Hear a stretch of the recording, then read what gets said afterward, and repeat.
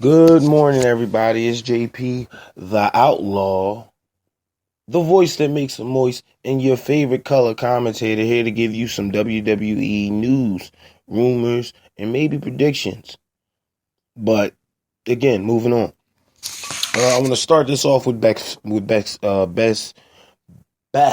Jesus Christ, Beth Phoenix. Is it too soon for her to go into the Hall of Fame? Well, here's my thing. Beth Phoenix has only been women's champion 4 times. Once as the WWE Women's Champion, 3 times as the WWE Divas Champion. 2, outside of that, there is no other reason for Beth Phoenix to be in the Hall of Fame. I don't think she went up against damn near half the wrestlers that a Trish Stratus, fucking Victoria. Victoria could be in the Hall of Fame. Jacqueline, which I think is in there already. Yeah, it hasn't been enough people, and I would believe in current time that enough women in current time that has been, as far as I'm concerned, dominant. This hasn't happened since, I think, Charlotte and then maybe AJ Lee. AJ Lee was a dominant women's champion for her record of holding the longest women's championship reign of all time for the WWE. She should be in the Hall of Fame. I think Nikki Bella comes like second to that. I think it's either she broke that title reign or she was like the second person to match that title reign. So I feel as though Beth Phoenix is due for a comeback. This is just to get her to come back and have some type of retirement match. She's still in great shape. They just had a Where Is She Now on WWE, so on WWE Network. So me personally, Beth Phoenix is a good athlete. She is athletic as well. I would bring her back just because you need that in that division. Just like with Raw, you don't have enough women. SmackDown, you don't have enough women. If you can get Beth Phoenix back, and I'm pretty sure Beth Phoenix was like, I'll do it as long as I go in the Hall of Fame. It has to be some catch-22 to her going into the Hall of Fame because there's more women out there with a better win-loss record. Mickie James is one of those women that should be inducted into the Hall of Fame. Just saying. Moving past that, 2 more championship matches has been added for NXT TakeOver Orlando, and it would be the Revival versus Authors of Pain versus DIY, a triple threat for the tag team championships. I think this match may be the match of that weekend, including WrestleMania. Outside of what's going on with Shane, what's going on with H, outside of these big feuds, you got a couple of lingering ones, which is like, okay, I'm into it. You got me into it, like Randy Orton and Bray Wyatt. At first, I was all the way against it. Then you got me into it with the right storytelling, which, again, that just goes to a credit towards the SmackDown roster's writing team. I do not want to see Braun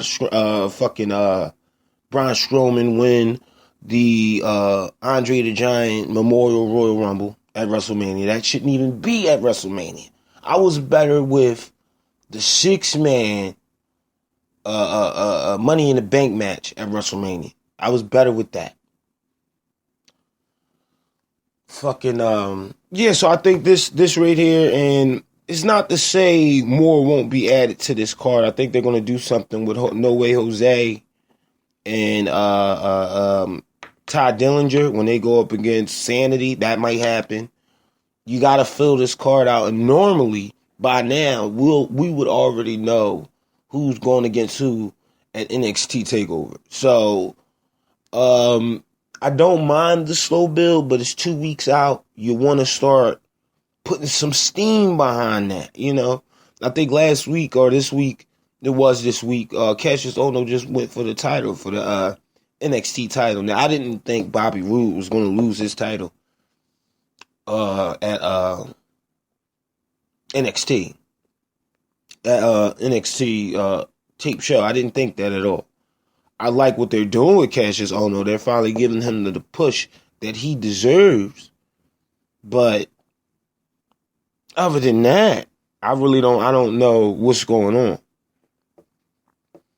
Yeah, I mean, but I'm more interested in just with what they gave me, NXT, than fucking, whatever this other shit is. Fucking, WrestleMania. I'm more interested in NXT better than I am WrestleMania. They book all the championship matches seem to be booked well. I heard Ember Moon and Asuka will be that second book match.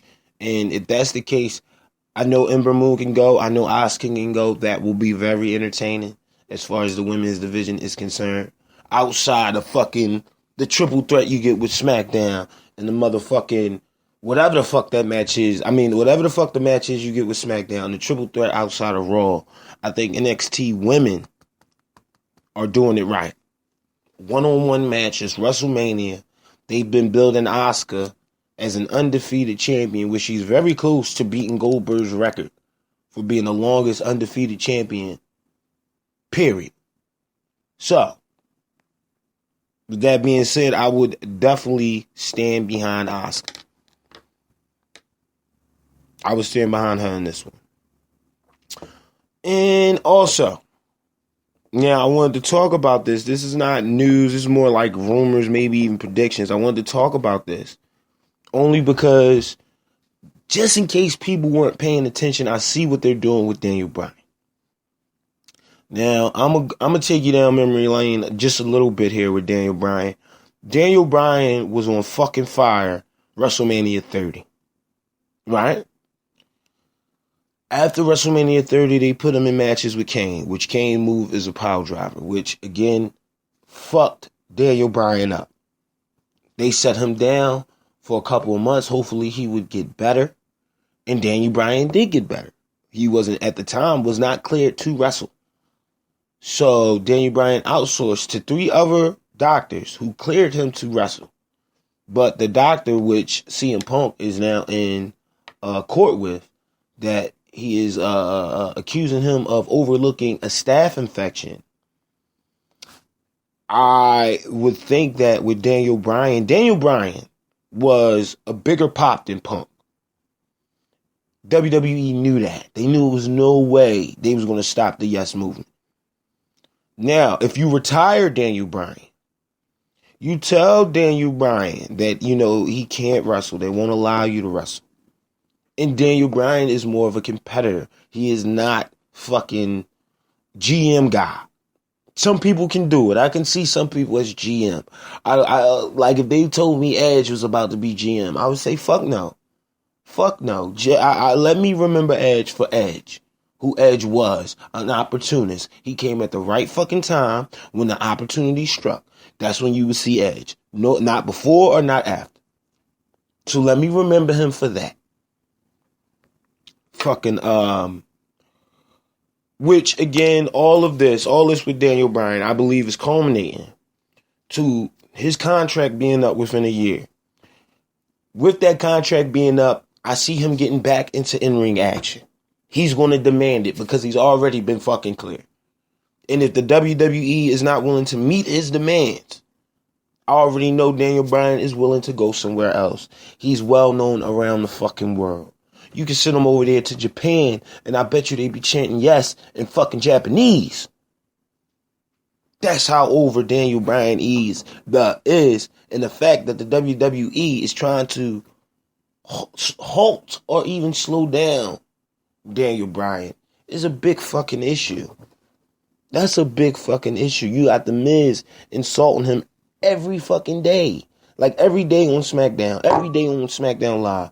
He fucking stole his moves. He stole Ric Flair moves, which I think is just building to a big ass storyline that will culminate sometime next year. It just has to. It just has to. AJ Styles made mention last week, I want to fuck you up, but I know they didn't clear you. So where is Shane McMahon? Because I can't hurt you. You're a puppet in the grand scheme of things. I want to hurt Shane McMahon. So with that being said, these little jabs at Daniel Bryan, these little insults is all to get Daniel Bryan to make a move. Because once he makes that move, there's no turning back for Daniel Bryan.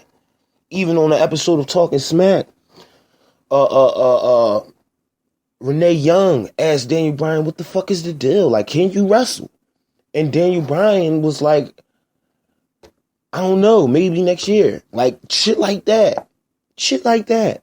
The fact that the WWE won't clear him is only telling me is that they're trying to get somebody else over. We all know who he is.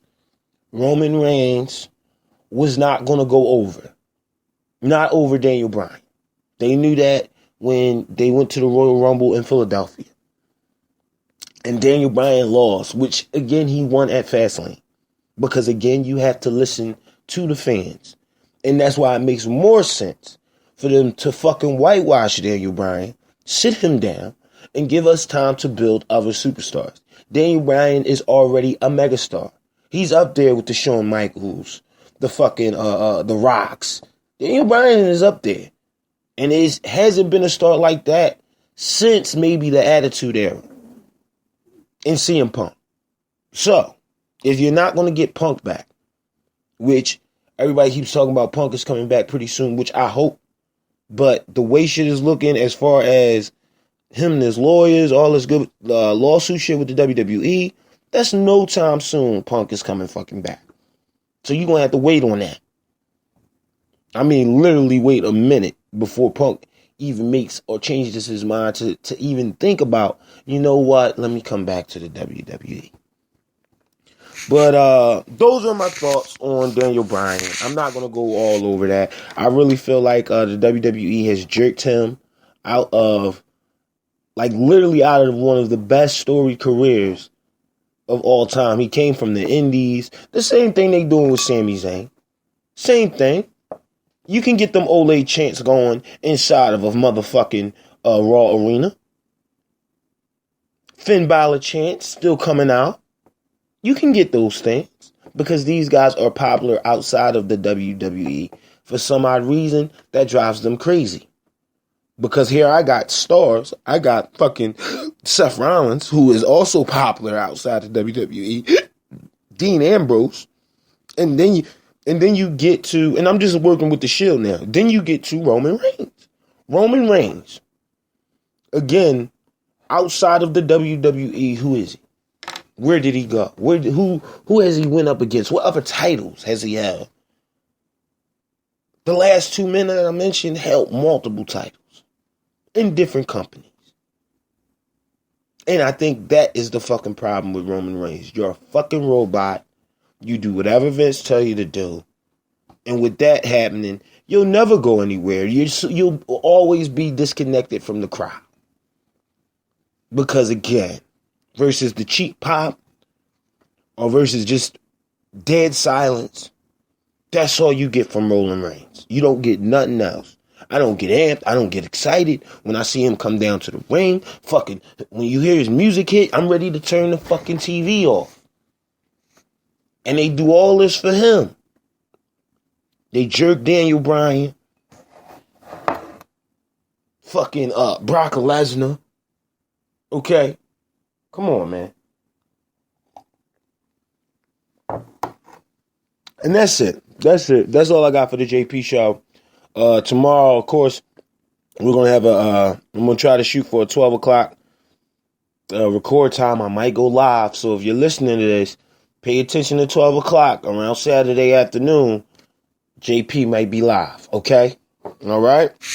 As always, check out my YouTube channel. I just put up not two new gameplays, but 2 gameplays up there.